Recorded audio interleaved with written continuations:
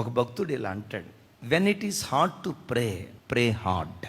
ఇక ప్రార్థన చేయటానికి మనస్సు లేని పరిస్థితి ఎందుకంటే గుండెలు బ్రద్దలైపోయే సంగతి నీ జీవితంలో జరిగింది. సైతానుగాడు అంటాడు, ఇంకేం ప్రార్థన చేస్తావయ్యా, ఎంతకాలం ప్రార్థన చేసినా జరిగింది ఇదేగా, ఎంత ప్రార్థన చేసినా నీ బ్రతికింతే అన్నట్లుగా ప్రార్థించడానికి నోరు పెగలలేని కష్ట పరిస్థితులు ఉంటాయి. అద్భుతం తెలుసా, ఆ కష్ట పరిస్థితుల్లో నీ పెదవుల్లో నుండి బయలుదేరిన ప్రార్థన యుద్ధశూరుడకు దేవునిగా దేవుడు నీ బ్రతుకులు ప్రత్యక్షం అవటానికి కారణమగునుగాక.